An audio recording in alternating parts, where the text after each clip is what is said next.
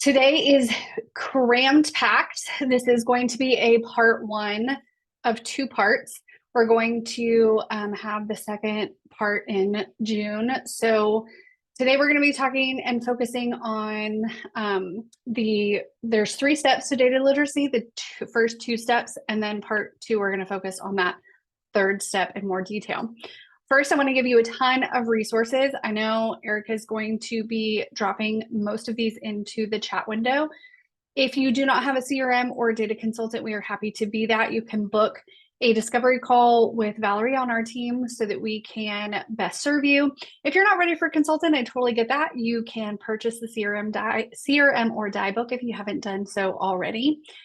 If you want to talk more about data literacy, I encourage you to join us next month on Thursday, March 12th, to discuss data literacy even further in an informal CRM chat format. And then you can sign up to receive our emails, to receive articles from us, and to also sign up for our additional webinars. April 11th, we're going to be talking about how to use artificial intelligence specifically for data. I do talk a little bit about artificial intelligence today, specifically using ChatGPT, and you'll see a video of me using that. And then we are going to be talking about data literacy part two, more specifically around step three on June 13th. This month is February. The love is in the air. We wanted to recognize that International Data Love Week is February 12th through 16th. We encourage you to check out their website. They have some free data sets that you can play with to take some of the tips that we are talking about today and use those free data sets and turn your data into visuals or any of the things that we're going to be talking about today. So feel free to join us as we celebrate. This year's theme is My Kind of Data, so being kind with your data. All right, so what is data literacy? For the sake of this next 30 minutes, we're going to say that data literacy is the ability to read, write, and speak about data. This is about your firm's data specifically. So I'm going to talk about the skills in which and the steps that you would take. I do have a ton of examples in here. It's going to be a jam-packed 25 minutes, I think we're at now. However, you have to take this into your own firm and use your data. I'm using just generic data. So really the ability to read, write, and speak about data. Data literacy will be the most critical skill for the workforce in 2030. That is Data Literacy Project's statistic. If you haven't gone out to Data Literacy Project to take the quiz, I know back in December I gave that link. You can see where you're at in your data journey. Are you a data apprentice or are you a data guru? It's a really fun quiz to take to see where you're at in your data journey. We're going to talk about step one, reading your data. This is by far the area in which you have to have the most amount of patience, because as I can attest to firsthand, learning to read is a tasking job. I discovered during COVID that my youngest was learning to read. And when we went into lockdown, she was a kindergartner, and we would be reading, and on one page, she would know the word, and then turn the page, the very same word, she didn't know it. And it was super frustrating. There were so many tears and much yelling. Turns out she's dyslexic, and the letters actually morph on her. So we didn't know that. We had to have so much patience during that journey of discovering that, her trying to overcome that. She's doing great now. The dyslexia program at her school is incredible. I wish everyone learned that. I've learned so much more about our English language having her in that program. But what I will say is that not only does it require patience, but understanding that when people say data, we're not just talking about ones and zeros. We're not just talking about spreadsheets. Data is any factual information that is analyzed for understanding to make decisions. That's a long sentence. Basically, it's any factual information. So that can be your project data, it can be about your pursuits, it can be about your clients, it can be client surveys. Really, it's any information. So it's not just about the information that accounting has that's in dollars or dates or ones and zeros.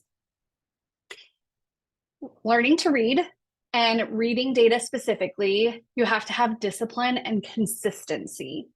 So the ability to be patient with yourself and have the discipline to not just get frustrated and walk away, but to come back and turn that data over and over to see what insights it has.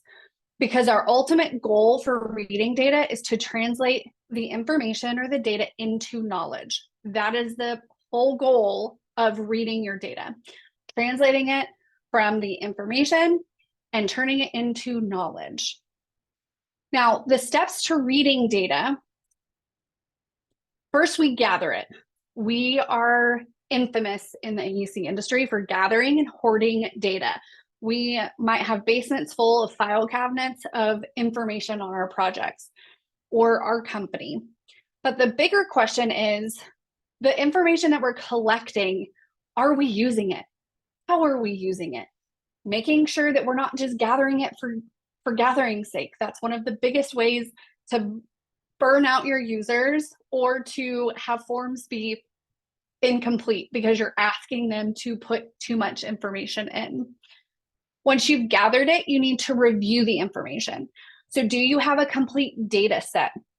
Is information missing? One of the most dangerous things that you can do is present a graph or a chart to your audience, whether it be when they log into your CRM, whether it be in a presentation, and the data behind it is incomplete. So you're telling a story with this graph that is based on incomplete information.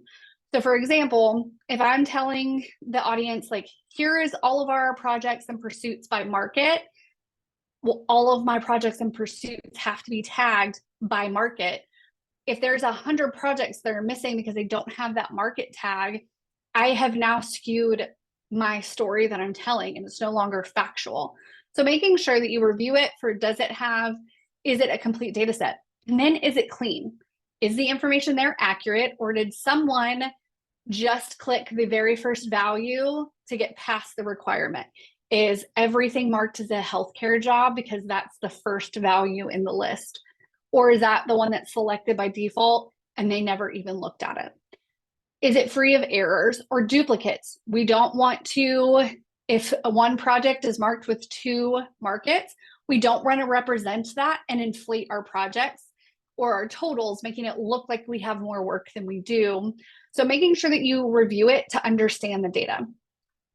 And then you get to analyze it. And this is where the fun comes in with spreadsheets.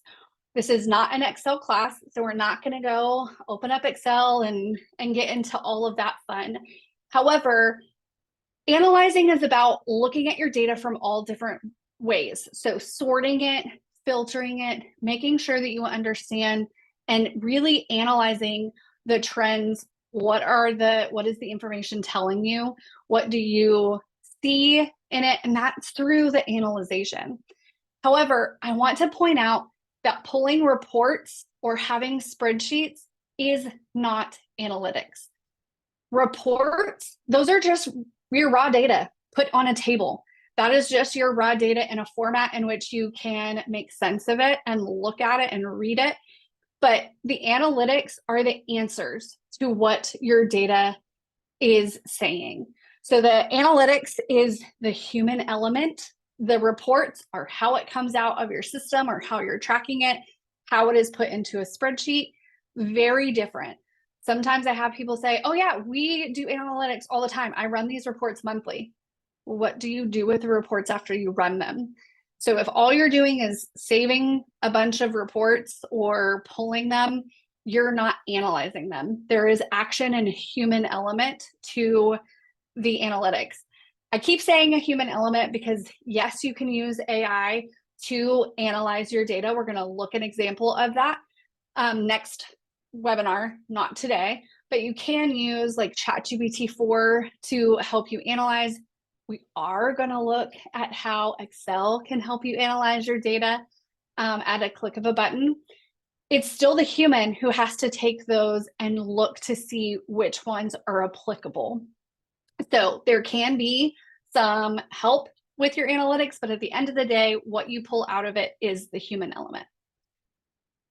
After we analyze, we then need to get curious.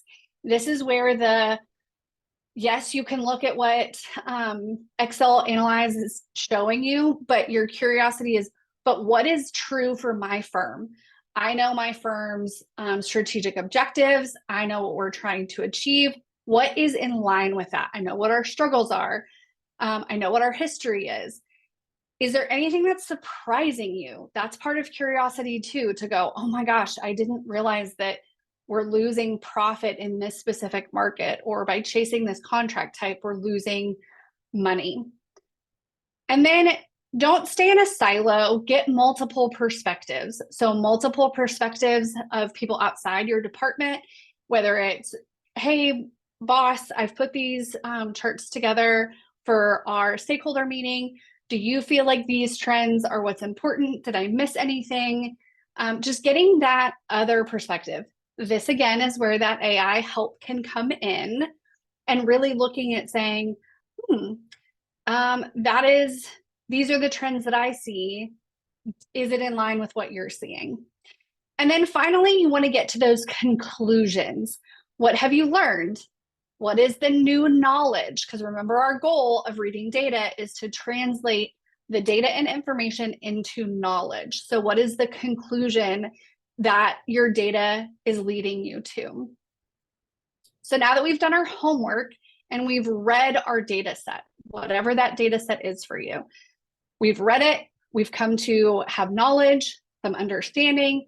Now it's time to write about your data. This is where we turn that knowledge that we just gained into insight. So we're really looking at the insights, which normally when we're talking about data, when we're writing about it, it comes out in graphs and charts.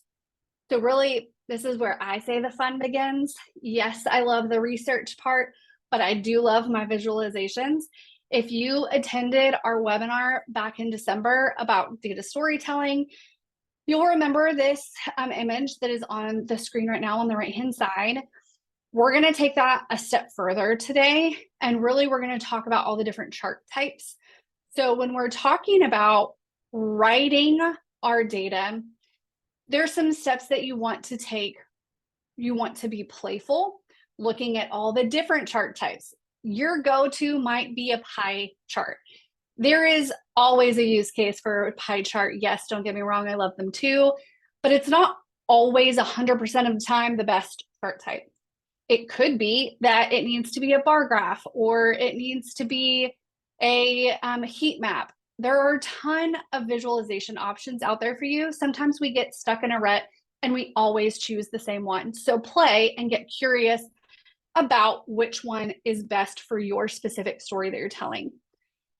Then the visualizations. Honing in once you've chosen your chart type, then we're going to really strengthen the visuals behind that. We're going to be talking about how do we have the right headers? How do we use colors? And then once we get it to a place where we like that visual, we're going to improve it. We're going to ask some very specific questions of our charts and graphs and our data visualizations so that we can make changes so it is the most clear, easy to comprehend, the most efficient graph that we can present our audience. We always want to do the hard, heavy lifting and the work for our audience. We don't want them to look at a chart or a graph either in our CRM, in a presentation, in a proposal, in an interview placemat, any of those places that we're giving them information. We never want them to look at it and be overwhelmed. We don't want them to look at it and we want them to immediately know the takeaway. We want to make that lift so easy for them. So we're going to look at examples of how to do that. But first, let's look at the visualization types, because sometimes I forget I think our industry forgets some of these. So we all know about tables, whether you're using Excel or numbers or Google Sheets or Airtable. We all know what a table looks like. A through Z columns, 1 through however many rows. That's our table. Charts, graphs, diagrams, gauges. I think we're really good at using these. Dashboards, if you have a CRM, typically you're already using this. That's just a combination of several different charts, graphs, gauges. And then infographics, that has definitely picked up in the last 10 years. So infographics are using a mixture of the words and icons or graphs and charts to show or to tell a story. And then maps. I don't think we use these a lot. We're going to see some examples of them, whether it's a heat map, area map, tree map, those kind of things. So looking back in December's webinar, if you attended that, I showed this is a table in the upper left-hand corner. It's the exact same information showed and displayed 5 different ways. So when I asked my team, hey, which one do you like? Which one do you connect with? What's interesting is that everybody had a different opinion. So one of our project managers was like, I love a table. Give me that first one. However, do not present it like this. It's not in alphabetical order. It's not numeric order. I have no idea. My brain is really struggling to understand the order in which this table is being displayed. Looking at the bar graph, we had one person who was like, oh, I look at that and I can see that SAS is the highest. R shining is the lowest. Cool, I'm good to go. We didn't really have anybody pick the top right or the bottom left, but that bottom right one threw us all for a loop. I was like, what in the world is this? Like, it's kind of like a combination of a heat graph with a bar graph. Like, if a bar graph and a heat map had a baby, this is what it would look like. So ChatGPT 4 has come out, and I asked ChatGPT 4, let me give a little bit of setting the table. If you are not using artificial intelligence, a platform to get to the GPT machine learning brain, if you will, are AI chatbots. So ChatGPT is one, Claude, the Google Bard, Copilot for Microsoft. These are all sitting and accessing GPT.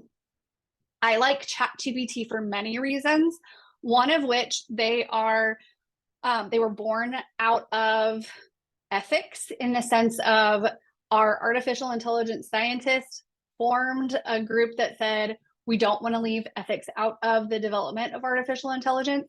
And they really, OpenAI specifically, who formed ChatGPT, that was a leading initiative for them. Copilot, Microsoft, some of the other ones have disbanded their ethics. So I like it. I also like the way that you interact with it. I like the results that I get, but choose your chatbot of choice. There's a person on our team who loves Copilot. I do not have a processing chip that allows me to have a native Copilot on my machine. I don't love the browser version. We're going to get into all of that in 2 months for our artificial intelligence webinar, but I did want to show you the results that I got. So I plugged in the chart and I said, what chart type is this? This is the answer. The chart type is an image. It's something between a diverging bar chart or a spine chart. It goes on to talk about the difference between the two, and then it also explains the chart to me, talking about the diverging point between awareness and proficiency or high proficiency. It also talks about, it might be called a heat map style diverging bar chart. Did I not get it right where I was like, if they had a baby, this is what it would be? I just didn't know these words to use. So there is a place to using AI, but I would never stick something in there and then be like, okay, cool, I don't need to look at it as the human.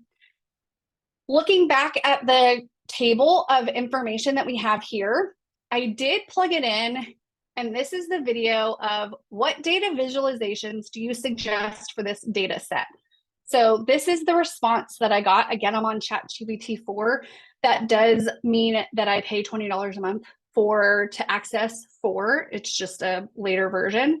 So you can see here, it gives me many options or suggestions, 7 suggestions of what kind of data visualizations that I could use.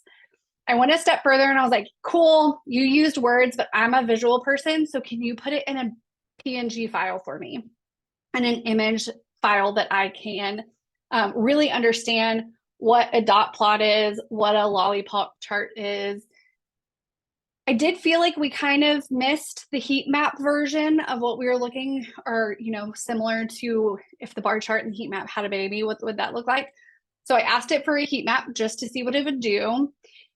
And here is the heat map version. And then when I was like, cool, thank you, appreciate it. However, what about a heat map bar chart? Then it gave me this one. So I didn't get all the way to the diverging one that it was talking about. So then this is where I was like, hey, what do I call this chart? This is kind of what I was trying to get you to do. And it gave me that explanation. So I think there is a place for AI in our data visualizations. So you can start to play, but please know and be aware of your company's AI policy. If you don't have one yet, please get one. You need one. Like I said, there is a difference between 3.5, the free version, and 4. I put the same information into 3.5 and it did give me 10 instead of just 6. There are other ones on here like a box plot, violin, heat map, the radar, the bubble chart, the tree map. So there are a little bit of differences between the 3.5 and the 4 for ChatGPT. I could go on and on and on about AI. So I'm going to stop there and then say, see you in 2 months when we really dive into this conversation. It's changing often and very rapidly, but just know it does have a place in our data visualizations. Now, looking at the components of our visualizations, we have headers, color cues, clear comparisons, graphic cues, and then the eye test. And the eye test is meant to help us really hone in on what is the point of our chart. So let's look at not only the components, but how can we improve once we get to a place that we're happy with.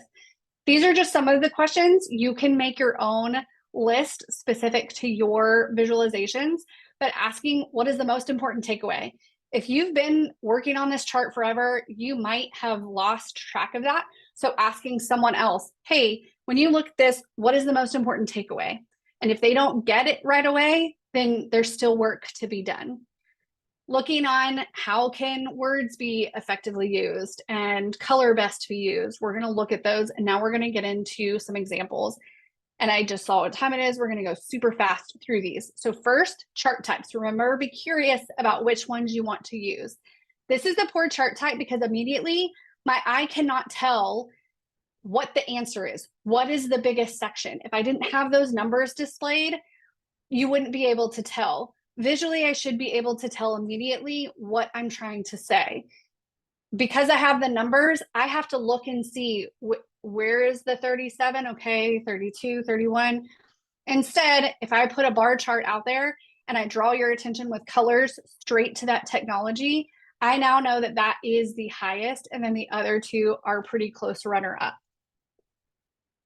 This, holy moly, please don't ever do this, where you ask your reader not only to understand this crazy bar chart, but then to also cross compare and cross-reference the chart to the bar chart. What is happening? Don't do this. Instead, put the numbers on your visual, and then they don't have to cross-compare. But better yet, what if we reordered them and used some color call out with a box to say that this is the West division had the highest sales for this division or for this quarter. Here it is, my eye is to it. Then you can see that the East came in second, Central, and then South. Looking at the next chart, we've got, this is too much for me to be able to see what the difference is. If we're just telling the story of it went up and then down and then up and then down, and we're comparing the 3 years average compared to this year, this is a much clearer story. This one, You're asking your readers to look at the legend, at least you put it in between the two, but really you're comparing the issues raised versus the issues resolved. This is a clearer way to do that. You're putting all of your legend together in one place, unresolved, resolved. I took it a step further to use color cues so that I highlight and then the words out to the right. The suppliers had the most unresolved, and then the schedule has the most resolved risks, so that your user clearly has the clear takeaway. Looking at our headers, please don't ever do a default header like this. Units sold. There is no story here. There's no description. We sold 35 units in Q2, giving us 16% of the market, 2.8 increase over last quarter. Much better descriptive header. Do not be scared to use complete sentences in your headers. But what if we went a step further and we used the color cue and we brought our attention not only to the market share and the increase, but then which place our company falls on the chart. So that eye test that I alluded to earlier is really simply closing your eyes. So close your eyes real quick and then open them back up. Looking at this screen, is there a clear story? Not really. You're just giving information by wind-resistant material type. Cool. If we improved the header and we said, after steel, bricks are the next strongest building material, we're wanting to bring attention to the bricks. That's the story that we're telling. If we use a color cue, that makes it a whole lot more clear. And then what if we take away the clutter? Really, it doesn't matter because I haven't even told you what measurement those are by. I just want you to know that it's the second strongest by wind resistance. So if we do a before and after comparison, now maybe for your purposes, the axes are not clutter. For this story, it is clutter. So feel free to get rid of them, especially if you're working with this much space in a proposal. Now, if we use the eye test and we close our eyes and we open them, the story is very clear. We're talking about bricks. It's the second strongest by material type. It doesn't really matter that steel beat them out. All we care about is that we're trying to say that we're using the second strongest wind material. Second strongest material by wind resistance. I'm trying to hurry. I realize that we are right at time. I am so sorry. I knew this was going to be a problem because there's just so much good information in data literacy. So if you can hang on, I'm super close to the end, but I have a couple more examples for you. So decluttering, looking at, let's get rid of the numbers. Again, I've already put the numbers on the top of the bar charts. Maybe the 4 on the right don't need to be there if, depending on what story you're telling, the lines in the background we don't need. Maybe this is the better option. Or we can use the visual cue and keep those 4. And what we're saying is the dividing line of success was at 200. The 4 over there did not meet that, which means we're celebrating that we had 5 successful divisions. What if we helped this narrative by having color cues? 5 successful divisions. We've used the graphic cue of where that line was before and after. We're telling a very specific story on the right. We're asking our users to do the work on the left. These next 2 are just funny. Scale does matter. If you saw this when you woke up in the morning, you would have thought that, oh my gosh, there's like a 10-degree difference in the scale. Nope, it's just 1 degree if you pay attention. If you're stacking your bar charts, be careful because you're asking your user to try to figure out if some of these are different, are they the same? Once you stack them, you lose that axis and it's hard to tell. So the last step, we used visuals, we improved them, is deducing. And that is really listening to what your data is saying. Listening is the most important part of deducing. You want to have your visuals match the conclusion that you reached when we were reading the data. If you want suggestions, like PowerPoint gives you suggestions of slide design, this is not an add-in, this is already built into your Excel. Click Analyze Data in the right-hand corner. I show a video of how to do this. I'm gonna skip forward in it. It gives you 40 options of looking at a data set in different chart types. So again, there's clear headers, It's giving you that analytics of, hey, the firm office Mexico City, and I forget the other one that had the best. Company J that client has the most projects by fee, firm estimated fee specifically. And then you can insert those charts very quickly. So if you're not playing with that analyze data button in Excel, please do that. The last step is speaking data. I'm giving an overview. We're going to talk about this at length in June. So the steps of speaking data, you've got your data, your visuals, and then you've got to focus on your narrative. All three together tell a data story. And data storytelling is about presenting information that's both actionable and useful. It comes down to elements of you've got to have emotion, inspire action, have clear characters, be transparent in your settings, have a conflict and a resolution. That was super fast. I apologize that I went over.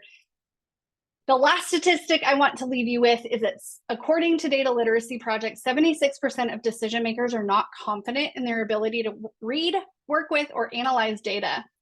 You, however, are on your way to being in the elite 24%.